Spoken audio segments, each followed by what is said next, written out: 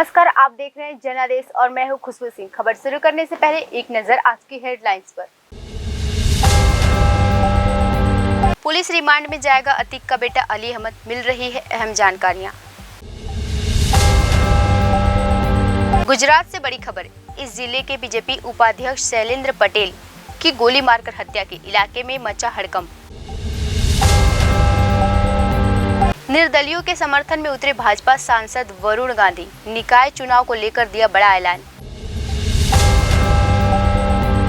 जंतर मंतर पर किसान यूनियन के कार्यकर्ताओं का हंगामा, बैरिकेड तोड़कर धरना स्थल की ओर बढ़े। सऊदी, यूएई, अमेरिका और भारत शुरू करने जा रहे हैं काम, चीन की उड़ेगी नींद। ये थे आज के मुख्य समाचार। अब समाचार विस्तार से। उमेश पाल की हत्या से पहले शूटर गुलाम साबिर और गुड्डू मुस्लिम नैनी जेल में अपने आप को अली का दोस्त बताकर अली से जेल में मुलाकात की थी। मुलाकात के कुछ दिनों बाद ही उमेश पाल की हत्या कर दी गई थी। नैनी जेल में बंद माफिया अतीक अहमद के बेटे अली अहमद से पूछताछ के बाद कई अहम जानकारियां सामने आई है। जानकारी के आधार पर बरामदी की गई है कि अब उस आधार पर एसआईटी जल्द ही अली अहमद को पुलिस रिमांड पर लेने की तैयारी कर रही है। उमेश पाल की हत्या से पहले नैनी जेल में शूटर गुलाम साबिर गुड्डू मुस्लिम अपने आप को अली का दोस्त बताकर अली से जेल में मिलने गए थे। इस मुलाकात के बाद उमेश पाल की दिन दहाड़े गोली मारकर हत्या कर दी गई थी। जानकारी के अनुसार मुलाकात में उमेश पाल की हत्या को लेकर डायरेक्शन दिए गए थे और प्लानिंग को और मजबूत किया गया था। पुलिस द्वारा रिमांड पर लिए गए अतीक के जारदार वकील खान सौलत हनीन ने भी हत्याकांड में कुछ जुड़ी जानकारियां भी पेश की है। एसआईटी को यह भी पता लगाया है कि नैनी जेल में रहते हुए कैसे अली अहमद जेल के अंदर से फोन का इस्तेमाल करता था, क्योंकि जब भी जेल में औपचारिक निरीक्षण यानी चेकिंग होती थी उसके बैरर में कोई भी आपत्तिजनक वस्तु नहीं मिली थी। बता दें कि अतीक अहमद और उसके भाई अशरफ की गोली मारकर हत्या कर दी गई थी। वहीं अतीक के बेटे असरद अहमद और शूटर गुलाब की एनकाउंटर में मौत हो चुकी थी। इसी मामले में अब शाइस्ता परवीन को लेकर कहा जा रहा है कि अतीक की पत्नी शाइस्ता के साथ साबिर नाम का शूटर भी है। वहीं अब शाइस्ता की तलाश भी पुलिस ने तेजी से कर दी है, लेकिन पुलिस के हाथ अब तक कुछ सहायता। खबर गुजरात से आ रही है। गुजरात के वलसाड जिला बीजेपी अध्यक्ष शैलेश पटेल की गोली मारकर हत्या कर दी गई। शैलेश पटेल आज सुबह गाड़ी से जा रहे थे, उसी वक्त उनको गोली मारकर उनकी हत्या कर दी गई। वलसाड जिला बीजेपी उपाध्यक्ष शैलेश पटेल की गोली मारकर हत्या कर दी गई। वलसाड जिला बीजेपी उपाध्यक्ष शैलेश पटेल की गोली मारकर हत्या कर दी गई। शैलेश पटेल आज सुबह गाड़ी से जा रहे थे, उसी वक्त गोली मारकर उनकी हत्या कर दी गई। शैलेश पटेल वापी के कोचरवा गांव के रहने वाले थे और इस वारदात को आज सुबह अंजाम दिया गया। अज्ञात लोगों ने उन्हें पहले गोली मारी और फिर फरार हो गए। हमलावरों ने उनको 3 गोलियां मारी, जिससे उनकी मौके पर ही मौत हो गई। पुलिस मामले की जांच में जुड़ी हुई है। पीलीभीत के भाजपा सांसद वरुण गांधी के बागी तेवर कम नहीं हो रहे हैं। निकाय चुनाव में उन्होंने भाजपा प्रत्याशी को छोड़कर निर्दलीय को खुलकर समर्थन किया। वरुण गांधी ने रविवार को बिसलपुर और पूरनपुर में निर्दलीय प्रत्याशियों के समर्थन में जनसंपर्क भी किया। उत्तर प्रदेश के पीलीभीत से भाजपा सांसद वरुण गांधी कहा कि आजकल राजनीति पैसे और बाहुबल पे टिकी हुई है। राजनीति में ईमानदार लोग काफी कम हैं। वरुण गांधी रविवार को एक दिवसीय दौरे पर जनपद पहुंचे। उन्होंने बिसलपुर नगर पालिका परिषद में चुनाव में निर्दलीय प्रत्याशी के समर्थन में प्रचार किया। उनके लिए जनता से समर्थन मांगा। उन्होंने पुनरपुर में भी निर्दलीय प्रत्याशी का समर्थन किया। सांसद वरुण गांधी द्वारा भाजपा प्रत्याशी को छोड़कर निर्दलीय प्रत्याशी के समर्थन में प्रचार करना चालू कर दिया है। वरुण गांधी ने रविवार शाम बिसलपुर के डाक खाने में तिराहे पर नगर पालिका अध्यक्ष की निर्दलीय प्रत्याशी माधुरी देवी के समर्थन में आयोजित सभा में कहा कि बिसलपुर नगर पालिका के अध्यक्ष पद के जितने प्रत्याशी हैं वह सब पैसे वाले हैं और किसी के सहारे चुनाव लड़ रहे हैं। केवल माधुरी देवी ही एकमात्र ऐसी प्रत्याशी है जो पैसे से काफी कमजोर है, लेकिन जन सेवा के लिए चुनाव लड़ रही हैं। उन्होंने कहा कि माधुरी देवी के प्रति राजेश सिंह उनके पिछले 30 वर्षों से प्रतिनिधित्व है। वह पूरी तरह से ईमानदारी से काम कर रहे हैं। उन्होंने अगर ईमानदारी से काम नहीं किया होता तो वो अभी बहुत पैसे वाले होते। उन्होंने कहा कि बिसलपुर में कुछ लोग पैसे के दम पर नगर पालिका अध्यक्ष पद का चुनाव जीतना चाहते हैं, लेकिन नगर की जनता उन्हें पालिका अध्यक्ष नहीं बनाएगी। खबर दिल्ली के जंतर मंतर से आ रही है। दिल्ली के जंतर मंतर पर धरना दे रहे पहलवानों का समर्थन करने पहुंचे किसान यूनियन के कार्यकर्ताओं ने दिल्ली पुलिस द्वारा लगाए बैरिकेड्स को तोड़ दिया और अब धरना स्थल पर कूच कर रहे हैं। दिल्ली के जंतर मंतर पर बीते 2 हफ्तों से पहलवानों का प्रदर्शन जारी है। बीते दिनों पहलवानों ने दिल्ली पुलिस पर अपने साथ गलत व्यवहार करने का आरोप लगाते हुए लोगों से धरना स्थल पर पहुंचने की मांग की थी, जिसके बाद भारतीय किसान यूनियन और संयुक्त किसान मोर्चा का पदाधिकारी ने अपने अपने कार्यकर्ताओं से धरना स्थल पर कूच करने का आह्वान किया था। पहलवानों की अपील के बाद जंतर मंतर पहुंचे किसान यूनियन के कार्यकर्ताओं ने हंगामा शुरू कर दिया था और दिल्ली पुलिस से लगाए कोई भी कार्यकर्ता ने तोड़ दिया और धरना स्थल की ओर कूच करने पर शुरू हो गए। किसान यूनियन के कार्यकर्ताओं द्वारा बैरिकेड्स तोड़े जाने के बाद दिल्ली पुलिस ने बयान जारी करते हुए कहा है कि किसानों के एक समूह को जंतर मंतर ले जाया गया। वही एंटी लेकर धरना स्थल पर पहुंचने की जल्दी में थे और इसी वजह से वो बैरिकेड्स पर चढ़ गए। अब उन बैरिकेड्स को हटा दिया गया है। पुलिस टीम ने उनके प्रवेश की सुविधा के लिए बैरिकेड्स को पीछे की ओर खींच लिया है। पुलिस ने आगे अपने बयान में कहा है कि सभी से अनुरोध है कि फेक न्यूज पर विश्वास न करें। जंतर मंतर पर प्रदर्शनकारियों को सुविधा दी जा रही है। सुरक्षा सुनिश्चित करने के लिए डीएफएमडी के माध्यम से प्रवेश को विनियमित किया जा रहा है। कृपया शांतिपूर्ण रहें और कानून का पालन करें। भारत और अमेरिका, खाड़ी देश सऊदी और यूएई मिलकर एक मेगा प्रोजेक्ट तैयार कर रहे हैं। इस मेगा प्रोजेक्ट में मध्य पूर्व को रेल नेटवर्क के माध्यम से जोड़ा जाएगा। भारत, अमेरिका, संयुक्त अरब अमीरात और सऊदी अरब जल्द ही एक प्रोजेक्ट पर काम करना शुरू करते हैं जो मध्य पूर्व के देशों को रेल नेटवर्क के माध्यम से जोड़ेगा। ऐसी रिपोर्ट सामने आई है कि इस महत्वाकांक्षी प्रोजेक्ट के जरिए मध्य पूर्व को समुद्री लेन के माध्यम से दक्षिण एशिया से जोड़ा जाएगा। राष्ट्रीय सुरक्षा सलाहकार अजीत डोभाल ने इस संबंधित में रविवार को अमेरिका, सऊदी अरब और संयुक्त अरब अमीरात के अपने समकक्षों में सऊदी अरब से मुलाकात की थी। भारत सरकार इस परियोजना से इसीलिए जुड़ना चाहती है क्योंकि भारत के 3 रणनीतिक उद्देश्यों को पूरा करता है, जिसमें से चीन ने मध्य पूर्व में अपने राजनीतिक प्रभावों में काफी विस्तार किया है। हाल ही में जब चीन की मध्यस्थता में सऊदी अरब और ईरान के बीच शांति समझौता हुआ तो भारत के लिए चौंकाने वाला मामला था। मध्य पूर्व भारत के लिए ऊर्जा सुरक्षा के लिहाज बेहद अहम है और इस समझौते से क्षेत्र और भारतीय हितों के प्रभावित का खतरा बढ़ गया है। अब भारत को एक और मौका मिला है कि वो प्रोजेक्ट से जुड़कर क्षेत्र में अपना प्रभाव बढ़ाए। इस प्रोजेक्ट से जुड़कर भारत पहले पूर्व को रेल नेटवर्क को जोड़ने में अपनी महत्वपूर्ण भूमिका निभाए, फिर मध्य पूर्व के देशों को समुद्री लेन से दक्षिण एशिया से जोड़ा। इससे भारत का कम खर्चा और कम समय में तेल और गैस पहुंचेगी।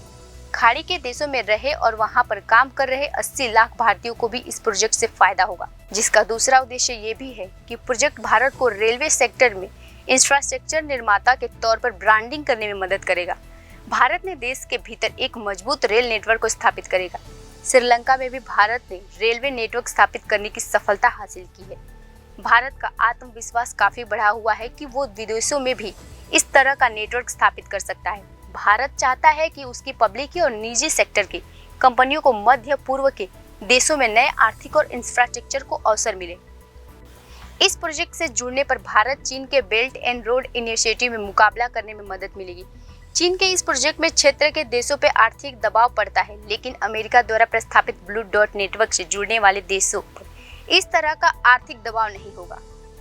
उसका तीसरा उद्देश्य ये भी, भारत सरकार को लगता है कि पाकिस्तान द्वारा जमीनी ट्रांजिट रास्तों को रोके जाने के कारण भारत मध्य पूर्व के अपने पड़ोसियों से पूरी तरीके से नहीं जुड़ सका रहा। इसीलिए भारत पूर्व मध्य के बंदरगाहों तक जुड़ने के लिए शिपिंग मार्ग का उपयोग करना चाहता है।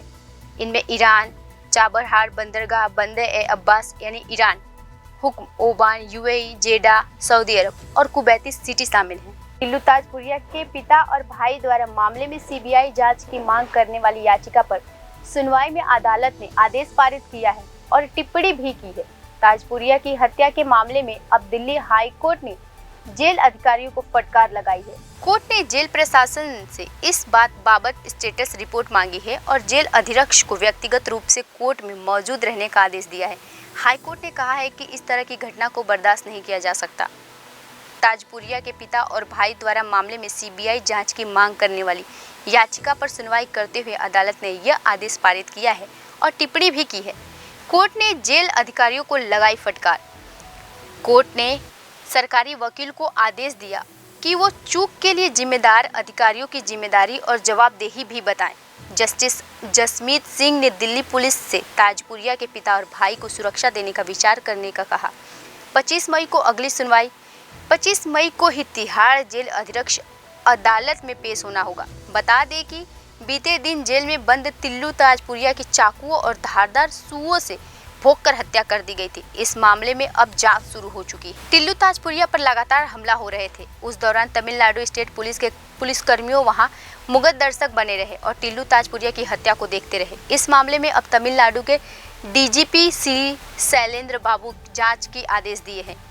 एडीजी HM जयराम आज इस मामले की जांच के लिए तिहाड़ जेल का दौरा करने वाले हैं। जेल अधिकारियों के मुताबिक रोही कोर्ट शूटआउट के आरोपी गैंगस्टर टिल्लू ताजपुरिया की हत्या उसके विरोधी गैंग के सदस्यों को योगेश टुंटा और अन्य ने की। केजरीवाल पंजाब में पार्टी को स्थापित करने में कामयाब रहे। ऐसे में पार्टी को कर्नाटक में एक आक्रामक चुनाव अभियान चलाने की उम्मीद थी, लेकिन अरविंद केजरीवाल की अनुपस्थिति ने कार्यकर्ताओं को निराश कर दिया। दिल्ली के मुख्यमंत्री अरविंद केजरीवाल, जिनकी आम आदमी पार्टी कर्नाटक विधानसभा चुनाव में जीत के सपने देख रही है, प्रचार में नदारद रहे। अब कैंडर को उम्मीद है कि प्रचार के आखिरी दिन वह कर्नाटक पहुंचेंगे। आपके समर्थकों ने यहां तक भविष्यवाणी कर दी है कि आप बीजेपी के लिए एक मजबूत प्रतिद्वंदी साबित होंगे। केजरीवाल पंजाब में पार्टी को स्थापित करने में कामयाब रहे। ऐसे में पार्टी को कर्नाटक में एक आक्रामक चुनाव अभियान चलाने की उम्मीद थी, लेकिन अरविंद केजरीवाल की अनुपस्थिति ने कार्यकर्ताओं को निराश कर दिया। आप नेताओं ने आरोप लगाया है कि भाजपा की प्रतिशोध की राजनीति ने दिल्ली के मुख्यमंत्री अरविंद केजरीवाल को कर्नाटक में व्यापक प्रचार करने से रोका और मजबूर किया। आप बेंगलुरु शहर के कार्यकारी अध्यक्ष और बेंगलुरु में CV रमन नगर सिटी से उम्मीदवार मोहन दादरिसी कहा कि आपके खिलाफ बीजेपी की प्रतिशोध की राजनीति ने अरविंद केजरीवाल को कर्नाटक प्रचार में प्रवेश करने पर रोक दिया। उन्होंने कहा कि अरविंद केजरीवाल जी अप्रैल के महीने में आए थे। बाद में राष्ट्रीय नेता राघव चड्ढा, संजय सिंह, पंजाब के मुख्यमंत्री भगवंत मान जी और आप सरकार के अन्य मंत्रियों ने भी कर्नाटक में दौरा किया। चुनाव को गंभीरता से लिया गया, नहीं तो कोई नहीं आता। उन्होंने आरोप लगाया है कि बीजेपी की प्रतिशोध की राजनीति के कारण हमारे नेता मनीष सिसोदिया जी झूठ मुकदमे में जेल में है। जब कोई आबकारी नीति लागू नहीं है तो भ्रष्टाचार कहाँ? मोहन दादरासी ने कहा, पूरा देश नई दिल्ली में सुशासन और सरकारी स्कूल की बात कर रहा है। उन्होंने स्कूल का निर्माण किया और सरकारी शिक्षा में सुधार किया। जब देश में कोई सरकारी अस्पताल और मोहल्ला क्लिनिक की बात नहीं कर रहा था, तब उन्होंने उन्हें बनाकर पूरी दुनिया में दिखाया। भाजपा ने सोमवार को सोनिया गांधी के खिलाफ इलेक्शन कमीशन में शिकायत दर्ज कराई है। भाजपा ने कर्नाटक में दिए उनके एक बयान को लेकर यह कदम उठाया है। सोनिया ने 6 मई को हुबली में हुई रैली के दौरान कहा था कि कांग्रेस कर्नाटक की साख, संप्रभुता और अखंडता पर कभी आंच नहीं आने देगी। इस बयान पर भाजपा का एक शिष्टमंडल पार्टी नेता अनिल बलूनी ने नेतृत्व में सोमवार को चुनाव आयोग से मिला और सोनिया गांधी पर कार्रवाई की मांग की। पार्टी नेता तरुण चुग ने बताया कि सोनिया गांधी ने संप्रभुता की बात बोलकर देश के संविधान का अपमान किया है। उन्हें देश के सार्वजनिक पर माफी मांगनी चाहिए। इस चुनाव में अब कांग्रेस के शाही परिवार ने कहा कि वो कर्नाटक की संप्रभुता की रक्षा करना चाहते हैं। कर्नाटक की सोवेरिटी यानी कर्नाटक की संप्रभुता। जब कोई देश आजाद हो जाता है तो उसे संप्रभुत्व राष्ट्र कहते हैं। इसका मतलब यह है कि कांग्रेस खुलकर कर्नाटक को भारत से अलग करने की वकालत कर रही है। टुकड़े टुकड़े गैंग की बीमारी कांग्रेस में इतनी ऊपर तक पहुंच जाएगी, मैंने सोचा नहीं था। कर्नाटक में 10 मई को चुनाव होना, आज प्रचार का आखिरी दिन। प्रियंका गांधी ने अपने विजयनगर में रोड शो किया। इसी के साथ प्रियंका ने चुनाव प्रचार अभियान का समापन किया। वहीं राहुल गांधी ने वर्किंग महिलाओं के साथ बसें में सवारी की और बस स्टॉप पर कॉलेज स्टूडेंट के साथ बात की और सेल्फी भी खिंचवाई। इस कर्नाटक विधानसभा चुनाव में कांग्रेस ने 65 से ज्यादा रैलियां और 20 के करीब रोड शो किए हैं। इसमें एक रैली सोनिया गांधी ने भी की थी, जो सालों के बाद चुनाव प्रचार करने आई। सोनिया गांधी ने हुबली में एक जनसभा को संबोधित किया। खबर राजस्थान से आई है। राजस्थान विधानसभा चुनाव की सियासी तपिश बढ़ने लगी है। वहीं बीजेपी और कांग्रेस के बीच सहमत का खेल शुरू हो गया है। ऐसे में मुख्यमंत्री अशोक गहलोत ने 3 साल पुराने मामले को उठाकर ऐसा सियासी दांव चला है जिसमें से एक तरफ सचिन पायलट को लहूलुहान कर दिया है और दूसरी तरफ वसुंधरा राजे को भी उन्होंने राजनीतिक जख्म दिए हैं। नौवां, राजस्थान विधानसभा चुनाव जैसे जैसे चुनाव नजदीक आ रहे हैं वैसे वैसे सियासी दांव पे तेजी से बढ़ रहे हैं। ऐसा ही एक दांव मुख्यमंत्री अशोक गहलोत ने रविवार को 3 साल पुराने मामले को उठाकर किया। गहलोत ने धौलपुर में कहा कि 2020 में सचिन पायलट के विद्रोह के समय उनकी सरकार को वसुंधरा राजे, कैलाश मेघालय और शोभरारी कुशावर ने बचाया था। सवाल उठाते हैं कि क्या गहलोत सचिन पायलट के घेरने के चक्कर में वसुंधरा राजे और बीजेपी नेताओं को संकट मोचक बताकर एक तीर से कई निशान साध रहे हैं। धौलपुर की एक जनसभा में सीएम गहलोत ने कहा कि जिन विधायकों ने 2020 के राजनीतिक संकट के दौरान अमित शाह से पैसे लिए थे उनका वो पैसा लौटा देना चाहिए। गहलोत ने अमित शाह, धर्मेंद्र प्रधान और गजेंद्र सिंह शेखावत पर उनकी सरकार को गिराने की साजिश रचने का आरोप लगाया है। साथ ही दावा किया है कि पूर्व मुख्यमंत्री वसुंधरा राजे, बीजेपी नेता कैलाश मेघावत और शोभरारी कुशावत ने संकट के दौरान सरकार को बचाने की उनकी मदद की थी। उन्होंने ये भी कहा है कि 3 साल पहले कांग्रेस विधायकों को जो पैसे बांटे गए थे अब उस पैसों को बीजेपी वापस नहीं ले रही है। मुझे चिंता है कि पैसे क्यों वापस नहीं ले रही है, जबकि मैं कह रहा हूं कि जो विधायक में खर्च हो गए उस पार्ट को मैं दे दूंगा, कांग्रेस पार्टी ने दिला दूंगा। उनका पैसा मत रखो, पैसा अपने आप रखो। तो हमेशा अमित शाह आप पर दबाव बनाएंगे। जो गृह मंत्री है वो धमकाएंगे, डराएंगे, जैसे उन्हें गुजरात और महाराष्ट्र में डराया धमकाया था। शिवसेना के टुकड़े उन्होंने कर दिए। अशोक गहलोत का ये बयान ऐसे समय आया जब राजस्थान की राजनीति में सचिन पायलट ने भ्रष्टाचार के मुद्दे पर मोर्चा खोल रहा है। पायलट हर रैली में सीएम अशोक गहलोत पर बीजेपी सरकार के हुए भ्रष्टाचार को लेकर कार्रवाई न करने का आरोप लगाते हुए नाराजगी व्यक्त करते हैं। इसके अलावा बीजेपी साल के आखिरी में होने वाले विधानसभा के लिए राजनीति तानबान बन रही है और वसुंधरा राजे फिर से बीजेपी की ओर से मुख्यमंत्री पद का चेहरा बनने के कवायद में जुड़ी हुई हैं। खबर छत्तीसगढ़ विधानसभा चुनाव से आ रही है। चुनाव से पहले एक और शराब घोटाले का मामला सामने आ गया है जिसमें से राज्य की कांग्रेस सरकार की मुश्किलें बढ़ सकती है। ईडी ने इस मामले में कांग्रेस नेता और रायपुर के मेयर एजाज ढेबर के भाई अनवर ढेबर को गिरफ्तार कर लिया है। ये पूरा घोटाला 2000 करोड़ रुपए का है। दिल्ली के बाद अब छत्तीसगढ़ में शराब घोटाला सामने आया। प्रवर्तन निदेशालय यानी ईडी का दावा है कि ये घोटाला पूरे 2000 करोड़ का है। दावा ये भी है कि इस घोटाले में छत्तीसगढ़ के कई बड़े नेता और अफसर भी शामिल है। इस मामले में मुख्य आरोपी बताए जा रहे अनवर ढेबर को ईडी ने गिरफ्तार कर लिया है। उसे मनी लॉन्ड्रिंग के मामले में भी गिरफ्तार किया गया है। अदालत ने अनवर को 4 दिन की ईडी की रिमांड पर भेज दिया है। अनवर ढेबर कांग्रेस नेता और रायपुर के मेयर एजाज ढेबर के भाई हैं। न्यूज एजेंसी के मुताबिक ईडी ने छत्तीसगढ़ के इस कथित शराब घोटाले के लिए अनवर ढेबर के साथ आईएएस अफसर अनिल टुटेल को भी सरगना बताया है। न्यूज एजेंसी के मुताबिक ईडी ने छत्तीसगढ़ के इस कथित शराब घोटाले के लिए अनवर ढेबर के साथ आईएएस अफसर अनिल टुटेजा को भी सरगना बताया है। ईडी का कहना है कि मामले में पूछताछ के लिए अनवर ढेबर को 7 बार समन भेजा गया था, लेकिन वो जांच में शामिल नहीं हुआ।